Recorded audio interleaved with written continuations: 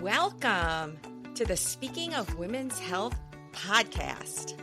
I'm your host, Dr. Holly Thacker, and I am so excited to be back in the Sunflower House with the original perfect sunflower, our founder of Speaking of Women's Health. And I know our listeners are so excited to hear and join us on this special episode.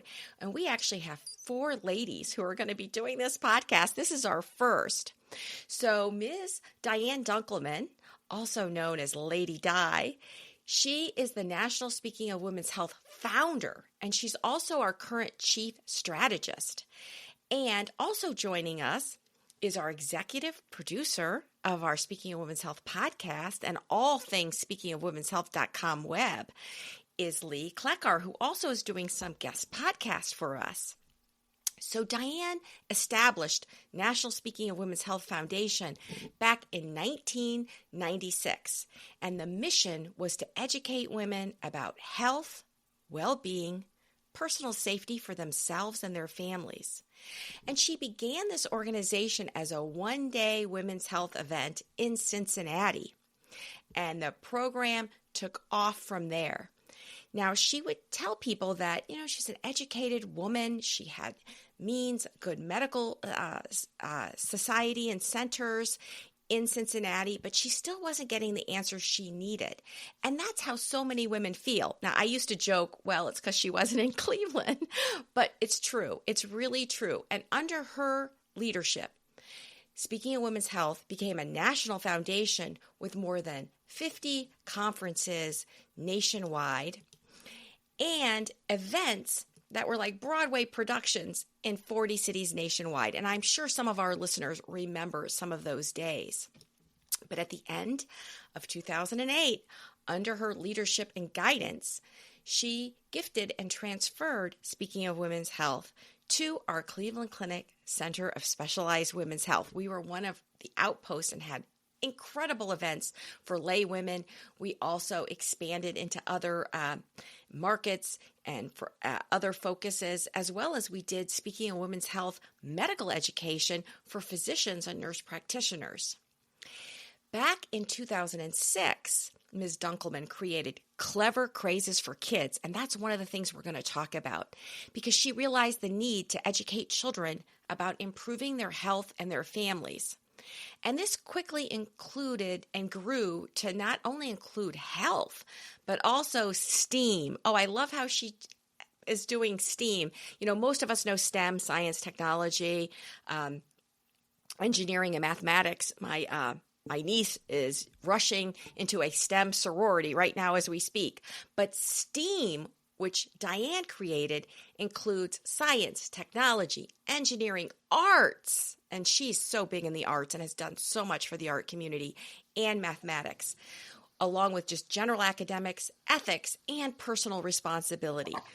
Welcome, Lady Di. Oh, I am just so thrilled to be with you, Dr. Holly. We have been friends for a long time, and you are an inspiration. I remember when I first met you, of course, I knew about your tremendous reputation in women's health. You are a national icon. And like all women, there's always that little bitty pity committee on the shoulder that makes you feel intimidated by other women. And you are aspirational, more than inspirational. You are aspirational. You let women feel that, yes, this is possible. Yes, I can do this. And you encouraged me so much along the way, long before. Well, I think, Lady Di, it's the other way around. You are aspirational, and you're the one who inspired me and really helped lift this up to a national program. I mean, you are the leader. Okay, so enough of that. They know we love each other now. So what inspired you to start the first? To build on what you said, you are just right, as always, right on point. I thought that I was fairly educated, and when my daughter, who I'll tell all the listeners, it has a wonderful ending because it sounds so scary. And yes, it was very scary. But Phoebe, who is now 56. I mean, I know I can comprehend that I'm going to be 80 in 4 years, but what I can't comprehend is that Phoebe's going to be 60 in 4 years. That just doesn't compute for me. But a week before Phoebe's 20th birthday, she was in a car accident in Colorado, and she went over a mountain and broke her neck. So C7 burst fracture. And so that made her a quadriplegic. And we don't have the answers on why she has the amount of when we call recovery. It is functional recovery. Obviously, the spinal cord doesn't heal itself, but she had to dig deep within herself to acknowledge that she would do everything. And she said, I just made a pact with the universe, God, the universe, whatever you want to call that. If you will give me the sign that there is something left in here, I will max out everything. And I will tell you that within 3 years, she was walking braced and caned, and then she threw away the canes, and she still uses braces. And I'm certainly not saying she's unimpaired. But what really, the thing that was so inspirational to me is, when your kids start to emancipate, it's the elbows come out, right? Get out of my way, I'm fine. Well, Phoebe was in college, and, I was losing control, and she was happy to have me lose control, right? But when she, of course, we got on the plane within hours, and we were out there in Colorado from Cincinnati. We went out to Grand Junction. When they told me they were taking her from the mountain to Grand Junction, I thought, who would take you to someplace called Grand Junction? It was a remarkable hospital. 2 young doctors from LA who didn't want to raise their kids in LA came to do something on the other side of the mountains there. And when I walked in, of course, this kid was on a rototilt bed with 25 pounds of stainless steel bolted into her head. And one tends to think that when you see someone in ICU, they either die or they get better. It's hard to comprehend this is it. So I just didn't believe, I did not wrap my head around this was it. And in my mind, I just was sure Phoebe was going to get better. So, of course, my style, I made friends with everybody in ICU, right? And then when they said, okay, we've had the surgery, it didn't pop back, now she's going to have to earn this. There's something left from the C7 burst fracture, but it was like the size of hairs. It was not the size of a dime or a nickel. So one day I came in and she was moved. And I was like, where's Phoebe? And they said, oh, we put her up on the neurotrauma floor. And I thought, wait, new people I have to meet? I went up there and I walked. This was the inspirational moment that everyone should think about. It will happen in your life one way or another, with your kids, your friends, your parents, your sisters, somebody. So I, at the time, had no concept that we must also partner with our doctors for our health and well-being and personal safety. We have a responsibility. All of us have a responsibility. You can call it a responsibility, you can call it a privilege. Doesn't really matter. But when I stepped over that threshold and saw her in this new environment, again, on a rototilt bed, I walked over the threshold, and Phoebe is arguing with the head nurse on neurotrauma. And I thought, who would argue with somebody who is responsible for your care? And the nurse said to her, listen to me, Missy. I'm the nurse, and you're the patient. And my bold daughter said, exactly. Now you get it. You're the nurse. And I'm the patient, and I know my body at least as well as you know my body, and I am going to participate in my fight for recovery. And my armpits started to sweat down to my waist. I thought, this is the end. This woman's going to walk out, and Phoebe's going to be like this forever. No, it was the beginning, and probably that psychoneuroimmunology is probably so responsible for the recovery that she did have, because she just continued to push herself. And I walked away from that, and I thought to myself, I had no idea. I had no idea the power that we have within ourselves to fight for our own health and well-being. And you were on the money with that. Of course, you have all the resources, but we have to be responsible. We cannot just hand our health over to you and say, make us better. So one day, Jay was still alive, and he was watching football, and I went into the other room with the other TV, and I was found on PBS this woman who was talking about women's health. And she was talking about menopause, which I know you're such a pro at. So, and she started saying, what are the signs of vaginal, and of course, didn't know I was going through menopause. And she's talking about all of what, and she's talking about, bones, and she's talking about blood, and she's talking about what we need to do for our strength. And she starts about vaginal dryness. And I'm thinking to myself, that's what that was? I thought I was just mad at Jay. Okay. No, there's a reason for this. Right? He had plenty for me to be mad about, but that wasn't the case here. So, as we now say also, lube for all, girls. So how did one event transfer and transform into this whole national foundation with events? It was a happening. I thought I was doing a one-day, one-time event, and women came. They were so hungry for information, and I wasn't giving the information. I was just kind of moderating it. And we had professional women who came in. So we had, a morning session with everybody, an afternoon session, and then we had breakout sessions, and I started asking women what their concerns were. And, of course, I thought everybody was going to say breast cancer. No, they were smart enough to say heart disease, cardiovascular. And it just, from that day, they started telling their sisters and their mothers and their cousins and, who lived in other cities, you've got to have this, you've got to have this. And so they were calling me, and I was thinking, I was funding, but, I was getting the money, but for something small.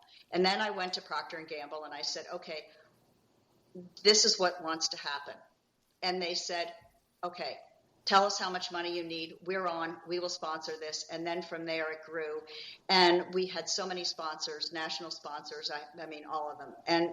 But it took $20 million a year to do this. And, well, it was great and wonderful. The magic is, like when you make your will, I always say you can't dictate from the grave, You put in, My husband says that. what you want to do, right? And then you turn it over to people who you believe will make it better. And that's exactly when I reached the point, Holly, and I remember where we were talking. I was up in Cleveland, and we were talking, and you said, I know you would never let go of this, but if you do, I would love to have this. I would love the clinic to have this. And it was bingo. I said, I need to listen. The universe is telling me what to do. And I always say the universe gives you what you need. You just have to have your head and your heart open to it when it falls in your lap. And you were the magic moment. And I said, this is what I'm going to do. I'm going to get the lawyers to make this happen. And what you have done with, speaking of women's health, is you have just expanded it beyond my comprehension to other countries, to other. It is not just the cities. I mean, your podcasts and your online newsletters reach so many people, and I congratulate you. I appreciate you. I feel like, I gave birth, and then just this extremely wonderful person came in and took over, and that has taught me to feel that way about my business. I mean, honestly, the most important role for a CEO is to develop junior management so they can come in and take over. And I know that Phoebe, my daughter Phoebe, and Gabriella, who I will introduce you to in a minute, have taken over, and I am still involved, but honestly, they are running the show for Clever Crazes, and it is really exciting to see. And when I am not here, they will move along and do with Clever Crazes what you've done with Speaking of Women's Health, reaching so many women. And your work, you are a blessing. You are certainly a blessing. We'll be back after a quick break. Hey, quick question for you. Are you someone who wants to be fit, healthy, and happy? And what if I told you could get your dream body by simply just listening to a podcast? I'm Josh. And I'm KG, and we are the hosts of the Fit, Healthy, and Happy podcast. Listen, we get it. Fitness isn't easy. Carbs, no carbs. Just stop, okay? It doesn't have to be that complicated. And that's why we made this podcast. We get straight to the facts so you can become your best you. So the way to check us out is click the link in the show notes or search Fit, Healthy, and Happy podcast on any of the major podcast platforms. We'll see you soon. Well, thank you so much. We've really tried to expand to educating physicians and nurse practitioners, as well as having free, unbranded health information on so many different topics. Of course, women's health and midlife women's health and anti-aging and beauty and skin and all the fun stuff, but also other health concerns because women are at the center of their families. And we have free treatment guidebooks and social media. We have virtual events now. And so anyone with an internet connection can access this free information. And as you know, running and building several nonprofits, it does take a lot of support. And so anyone who's appreciated the content on Speaking of Women's Health, please go on speakingofwomenshealth.com and hit that donate button. We really, really appreciate that. And we have such great content, and you have contributed content, including information on fatty liver. Do you want to tell us a little bit about that before we move on to Clever Crazes? Yes, I will be happy to do that. And it's funny because it's Speaking of Women's Health, every year, one year we did osteoporosis, and it was, why did we make that the national theme for the year? Because I discovered I had, osteoporosis. And every year they would kid me. What'd you have this year, Diane? What'd you get diagnosed with? Because we know that that's going to be the theme for the year. Well, we did skin because we did, beauty is more than skin deep, but we did talk about the importance of skin. And I said, yes, I have skin this year. So, of course we kidded a lot about it, but you have to have a sense of humor about everything. But yes, I was told along the way, when I would have sonograms, oh, you have a little fatty liver, but it's because you have menopause. And all women have fatty livers when they hit menopause. And I would get my numbers done because, of course, one of the things that we talked about at Speaking is know your numbers. Well, I didn't think about numbers like the blood numbers, like liver numbers. Who thinks about their liver? In fact, I don't drink at all. So, I only associated liver disease with alcohol. So my physician in Cincinnati, Lisa Larkin, said to me, here's an issue, we might have to look at this if these numbers keep going up. They're okay now, but I think if they continue on this trend, we should talk to another friend of ours, Dr. Shimmel Shaw, who is, as he calls it, the cut and sew of liver. He's the liver transplant doc. So I called him and I said, what do you mean later? I'm calling him right this minute. So I did. And he looked at the numbers. He said, they're not that big of a deal, but let's just have a look. Come in and you'll talk to my partner who came from Harvard with me to Cincinnati, and he's the medical part of our liver team. And you have all of these same amazing physicians, not the same physicians, but the same specialties at the clinic. I mean, as you know, I've come to the clinic for a number of issues, and you always guide me through it with those specialists. But he said, you'll never get in without me telling him because these numbers don't look serious enough. He called, he said, okay, can you come in Wednesday at 7:00? And I was like, yeah, I'll come whenever you tell me. And you'll tell the machine, I don't know, it's like a sonogram, but it's like a little beep that they put on your belly, and they can read how dense the liver is. And do you know the name of that test? I don't. A fibroscan, yes, and whether there's Thank you. fibroscan. Yeah, that part. All right, and she said to me, I can tell. I'm pretty good at this. I can tell in 3 little bop bop bop, which you don't even really feel. And she kept doing it over and over again. And I thought, either I'm not as good as I think I am, or she's not as good as she thinks she is. But all of a sudden, I kidded. She must have had a little button, and it was a little tiny room, and in flies the doctor through the door, and he says, let me look at this. What do you mean? And Peter was in there with me, and his wife had passed away from kidney disease and breast cancer, undetected at an early age. And he said, you have cirrhosis. you have fatty liver disease. And I'm thinking cirrhosis. Okay, so what pill do you take? And he's like, no, there isn't anything for this, but let me tell you, it's diffuse. I said, does this mean he said, and if it doesn't get better, we'll have to do a liver transplant. And I said, at 72, this was 4 years ago, at 72, they're not going to give me a liver. And would I ethically take one? So, of course, you get into all of that business. But he did say, we're going to try something. And I did not see myself as obese. But he said, I want you to lose 15 pounds in 3 months. And I thought it was impossible. Well, let me tell you, I'm very goal-oriented. So between exercise and the proper diet, which was like cutting out the sugar, cutting out the fat, because there's the internal fat. It's not just the stuff you wear around your hips and under your arms and flop around. There's internal fat. And that fat that you don't see is pushing on your organs. And it was pushing on the liver. And the liver was being pushed so that there was no way to get rid of the fat. So that was the point of what I had to do. And when I let you know about it, you said, there's no such thing as diffuse fatty liver that isn't serious. So, I just encourage everyone to, when they say know your numbers, it's yes, of course, your blood pressure, of course, all of the, your fat, all of that. But you've got to look at the blood numbers, and you've got to have a physician look at when you get your blood, because a lot of us get our reports now. We can look at them ourselves online, right? But how do you know what that really means?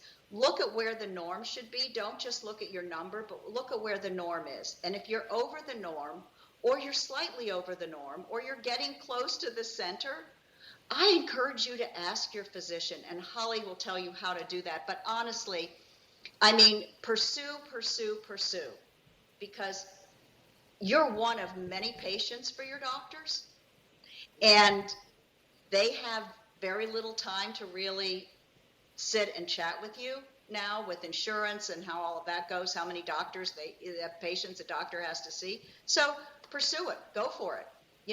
It's you. So you showed how being your own advocate, getting your own education as a non-medical person, and being persistent and goal-directed, and with weight loss, losing that visceral fat, intermittent fasting, coffee and tea we talk about is also good for the liver. You totally reversed it, and you're completely healthy. Yes, completely healthy. They say now it's like you never had anything wrong. Some of the parts that are dead, but so what? Some of my face cells are dead too, so whatever, But you also told me about, and now everybody knows about it, but I had no idea, and it was new at the time. You told me about two things. You told me about the 8-hour diet, 8-hour fasting, and I thought, well, of course I can fast for 8 hours. I go to bed for 8 hours. And you said, no, honey. It's not that you don't eat for 8 hours. It's that you only eat for 8 hours. I said, okay, that's a challenge. But it is so easy to get into, and I thank you for that. And I thank you for encouraging me on the metformin. Really, you're knowledgeable and you're terrific, and thank you. So for any women out there listening who's got any concerns about fatty liver or preventing it, please go on Speaking of Women's Health and put in fatty liver, and you can read Dianne's column. And so now I'm going to turn it over to our executive producer, Lee Kleckar, who's the mother of 3 kids in all different grades, right? Elementary, middle, high school. Mm-hmm. And I think you'll be great to talk to Dianne's counterpart, Gabriella. So Dianne, do you want to introduce Gabriella, and then Lee, you can take it away? I would love to. So at Speaking of Women's Health, we say flow to the work, and we say hand it off to the next person. So these earphones, I am going to hand off to Gabriella Scicchetti, who, along with Phoebe Pardo, absolutely are running Clever Crazes for Kids. And the reason I started Clever Crazes for Kids was I was seeing that kids were not well. Kids were overweight, they were obese, and it was giving them all kinds of issues. They were missing school because they had asthma, and this needed to get fixed. And Gabriella will tell you how it went from a little snippet of health for kids into the whole broad base of all of their knowledge. So with that, I turn it over, and I'm going to switch chairs with Gabriella. Here we go. moving chairs. Exactly. So you always have the pros. So here is our absolutely brilliant Gabriella Scacchetti, and Hi. she is ready to talk to you, and thank you, Lee. I'm Yeah. very Well, excited to be here. thanks, Gabriella. And for those out there who aren't familiar, Clever Crazes for Kids has a wonderful website. It's clevercrazes.com. So that's what I would love Gabriella to talk about. Tell us a little bit about the website and what is available to students and what grades and what type of programs you have going on right now. Yeah, absolutely.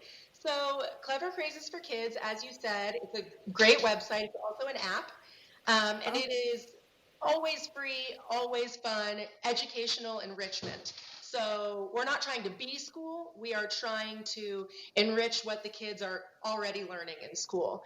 And the site was designed for students in pre-K through 8th grade. In schools, after school programs, and also homeschools. And it is a bunch of educational games, there are quizzes, there's lots of animation, interactivity, and there's something for everybody on the website. It is scaffolded by grade.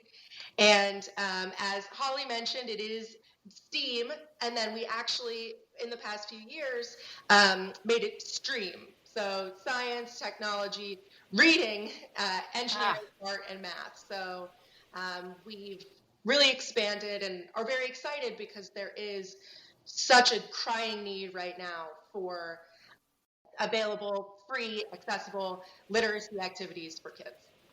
I mean, and especially I think as I'm witnessing as a mom after COVID, I had my boys. They're one's in 10th, so unfortunately he's grown out of the Clever Crazes. But my other son's in 8th grade, and he was in what 4th, 5th, and 6th during that time where they were virtual, and he's just really behind. I mean, I'm noticing it in his.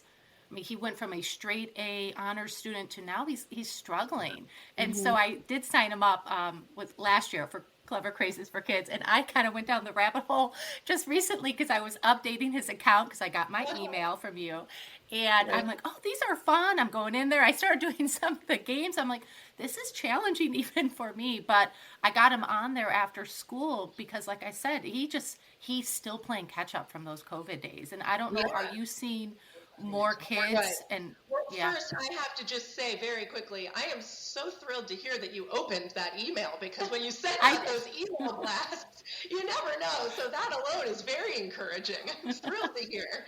But yeah, I mean, I am so thrilled that he's signed up, that he's enjoying it. It really is, every summer we promote activities for summer slide. There's math on the site as well as reading, because it's just so many kids are behind, and not only in the academics, but also in their kind of social and emotional learning as well. And so that's also another big part of the site is kind of promoting those topics and encouraging kids to kind of think about their whole selves, not just what they're learning in school. That's great. And then you have a fitness challenge as well, right? To kind of promote physical health. Step It Up and Kickstart Your Brain. It's a physical fitness activity. Oh, so what I should say is whenever kids play on the site, they're earning points. And it's totally free for them to go, to play, to earn these points, and then they can win prizes. Those points can go toward prizes. And so we wanted to find a way to encourage physical fitness and still give them a reward that they can see beyond just, how it helps their bodies. Kids are more motivated by points, I think, than, building muscle. But we worked with this absolutely wonderful certified personal trainer, Kim Blanton, and she's so cool. She's a personal trainer. She was the lead three-point shooter on the Xavier women's basketball team. In the country. In the country, yes. Wow. In the country. And she recorded a bunch of just fabulous exercise videos so that the kids can go on, they can do the exercises with her, They can learn the proper form. They can learn what muscles these exercises use, and they can win. They can earn points for participating. And we actually, another big feature of the website is promoting ethics, all about ethics, honesty. And so that comes into play with the physical fitness challenge as well. Kids have to take a pledge that they're going to enter how many reps, how many exercises they do. And then there is a little safety on that too, that'll, if someone says, yes, I promise I did 3,000 push-ups, and there's a message comes up questioning that. But it's a really fun feature of the site. And especially for those middle school kids, because most of them probably have cell phones at the middle school level. But they can download the app, and then they can track their fitness. So if they're doing an after-school sport. And of course, exercise, this is one of the catchphrases of it too, but exercise, it's not only so important for your body, but it's even more important for your brain. It can help them focus. It can enhance memory build and memory retention. And, I actually at conferences have had more than one teacher who has told me they use Step It Up as a class before they would take quizzes, before they would start their lessons. And there was a noticeable difference in how the kids were able to pay attention, how they were able to score on what they were doing in the classroom, because, physical fitness has so many benefits beyond just the physical. We'll be back after a quick break. Have you ever experienced fitness failure? You set a goal to exercise, you're all excited, and then you're not. Hi, I'm Dave. I host the daily 10-minute podcast, Walking is Fitness. Instead of an exercise goal, I talk about making a fitness promise. And every day you keep that promise, you add another link to a growing fitness chain. This is a podcast of action. You'll create a fitness habit, which eventually becomes fitness momentum, and then on to all kinds of good stuff. Check it out. Walking is Fitness, and let's take a daily 10-minute walk together. I love that. Yeah. So you mentioned teachers using the website. So how can they use that in their classroom? How can schools get involved? Not just, parents at home having their kids log on, but how can the schools get involved? There are a lot of different ways to use it. Teachers can do it as a full class. Sometimes they will put it up on a smart board, and, do activities together as a class. Kids can do them in small groups. If you've got, a computer lab, if you have a few devices that they can share, which is also very nice because it encourages kids to work together. And then they also can use them on their own. In, many schools are one-to-one with devices and students. So if they have STEM time in the classroom, or if they have, some downtime to wait while other kids are finishing a quiz or something like that, it's a great way for kids to, have something safe. It is that the whole website is Trustee Certified Child Safe. And so it's a nice way to just know that your kids are doing something safe and educational. And, Dianne likes to joke that we're duping them into an education, because it's fun. It's games. It's very exciting. And, I even, when I'm at conferences and we have downtime, I even like to play the games. So it's a lot of really. So Clever Crazes is a nonprofit, and it benefits students and teachers and schools, and they win such great prizes and learn so much. What's new with Clever Crazes this year? Well, I'm very excited that you asked. So as I mentioned earlier, we have this big Learn to Read initiative. It is the first time that we created content for pre-K kids. And so from pre-K through 8th grade, it starts with the ABCs, shapes, colors, numbers, and then it will scaffold up to reading comprehension, to, identifying subjects and predicates, more advanced vocabulary. And because, the reading world, that we call them worlds because it sounds cuter than subjects, but there was great content to use for pre-K, but still somewhat limited because that's not, that wasn't our target audience. So right now, what we're really working on and very excited about is expanding what we have available for our pre-K students. So we're looking at some of the games that we have that we can try and repurpose and make more appropriate. And we're also looking into how to develop new content so that, parents can do these things with their students or with their children or teachers and students. And it's also nice to know that you can, give your child your iPad, if it's a parent, you need a little break, or, if you're trying to develop something specific, that this is something safe, that your, child is not going to navigate to something else, that it's something that we can count on. We've heard feedback from many different educators that they're proven results.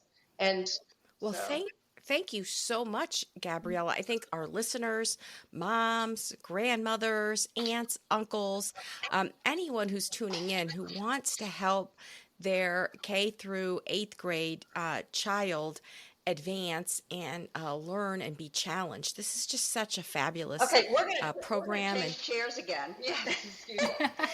And yes, thanks, So, Lee, and so thanks, Holly. And I do want to say that one of the great things about Clever Crazes that Phoebe and Gabriella have focused on is the social emotional learning, because mental health is such a big issue, especially since coming out of COVID and the kids not being in school. And gosh, we have, there's so much anger every place in the country, and we want to help these kids have self-esteem so they never lose points, but we move in that direction. And yes, it's great. And during the exercise, we did see one mom called in. She said she heard terrible racket going on upstairs. Her kids had a sleepover, and she was yelling at them, and she went upstairs and she said, "What's going on?" "Oh, well, we're working with Kimmy and the Jimmy, and we're doing the exercise." Okay. But yes, it's the Library Association has named this, and the pre-K, I think, is really important, because these reading readiness, these kids cannot, they're going to kindergarten and they don't know numbers, letters, shapes, and this is a very fun way for parents not to have to feel guilty. Put your kid online, but put them on the right place where they're actually learning something and having fun. So I appreciate that you pointed that out. We think this is another great thing for women's mental health as well, for moms and caregivers. Well, thanks so much, Dianne. And you've been involved in so many other empowering projects, from Universal Sisters, dedicated to women of color, Hablando de la Salud de la Mujer, an outreach program dedicated to Hispanic women, Growing Together, Connecting for Life, a program to engage moms and women of influence in terms of health and beauty and self-esteem with their preteen daughters, and even speaking to men about health. My brother tells me, "Why don't you do a podcast for men's health? Because you talk about things that are important." And my friends won't listen to Speaking of Women's Health. So you've just done so much to get information out to people, and you just don't stop, do you? Well, I really love it, and I'm sort of like see something, say something, do something. So it's really nice to have people who are good operators within the business, because I see an unmet need and I want to move in. I want to help see if I can fix that by gathering professionals who will come together with the right emotions to want to make this happen. So that's really my role. And I, a lot of my friends came to me during Speaking of Women's Health, and they said, "We'd really like something for women of color." And I said, "Wait a minute, isn't that like separate but equal? And haven't I been marching against that since I was in college in the 60s? And they said, "Well, yes, and not but, yes, and we are still in some ways stinging from Tuskegee. So we like to get a lot of our information from all physicians, and we also like to hear it culturally from physicians of color, women of color, who are sharing our cultural needs." And then the Hispanic women came to us and said exactly the same thing. We have people within our culture who we now merge with, whether it's traditional medicine, whether it's integrative medicine, but it's also with our culture. And you find if you go to where people are, they're willing to listen. and that you have a better chance of educating them. So I know you understood that, and it's just been a big role in our lives. And with the same thing with kids, you have to find how kids learn in different ways. It's not always in the classroom. And some are, learn this. It's just the same. It's this, they are becoming adults. And so if we can give them confidence, and nothing motivates like success, right? I mean, just like my liver, as soon as I started to succeed and feel that I felt better, and as soon as a woman does the same thing, whatever you're telling them to do with menopause or whatever, once they listen to you and you tell them in a way that they can understand, you bring it to with some sense of humor, which you are so great at. And that is how women learn. It's how kids learn. It's different. We hear it, or we see it, or we think it's funny. And so speaking of women's health, we called it edutainment because we did have a lot of fun. And so extrapolating that for kids and letting them, everything looks like a game, but it's all based on state standards. So it's fun, and it also helps mothers help. I mean, Lee, you were talking about putting your son on Clever Crazes. A lot of moms with little kids, they're so busy. They need time for themselves. They may be working from home, and they tend to feel guilty because they say if you put your kids on their little devices, you're not being a good parent. It's what you're having them watch that determines, and you don't have to feel guilty because there is an opportunity here. The same things that we do for ourselves that Holly continues to promote through Speaking of Women's Health and her tremendous education is the same thing that we want to do for the little ones and their moms. Well, Dianne, you have been recognized throughout the country and by so many. And I just want to mention some of your incredible recognitions and awards. You've been honored by the NAACP at their Freedom Fund dinner to advance healthcare on behalf of women of color and their families. You've been honored by the March of Dimes, honored by the National Conference for Community and Justice Citation Award, receiving the Northwood University Distinguished Women's Award, received a YWCA Career Women Achievement Award and the Athena Award from the Partnership of Women's Health at Columbia University. And of course, you're recognized in Cincinnati as a leading woman for advocacy in women's health. And you've also found time to support arts and civic endeavors, specifically the Cincinnati Ballet Company and the Cincinnati Symphony Orchestra. So anyway, I just want to thank you, Ms. Dianne Dunkelman, for joining us on the Speaking of Women's Health podcast. I'm your host, Dr. Holly Thacker, the executive director of Speaking of Women's Health. I want to thank Lee Klekar, our executive producer, and Gabriella from clevercrazes.com. Go there. Get your kids and grandkids involved. And I want to thank our listeners so much for tuning in to the Sunflower House and our podcast. And if you've enjoyed this episode, please share it, subscribe, follow wherever you listen to podcasts. If you can, donate to the nonprofit, or also just leave a 5-star rating and review of our podcast. And to catch all the latest from me, you can subscribe and follow. And if you want to go to Apple Podcast or Google Podcast or Spotify, TuneIn, wherever you listen, iHeartRadio, just subscribe and pass this along. And I just want to thank you for joining us in the Sunflower House and for all you ladies do and continue to do. Holly, I just want to add, they are doing a wonderful thing to listen to you. They are being empowered, and they are empowering other women, and we lift as we climb. So empower yourself with Holly, Speaking of Women's Health, and I encourage you to do that. It's wonderful. You will be thrilled, and you will be able to share things with your friends. You will be their everyday superhero. Yes. Be strong, be healthy, and be in charge. Amen, sister.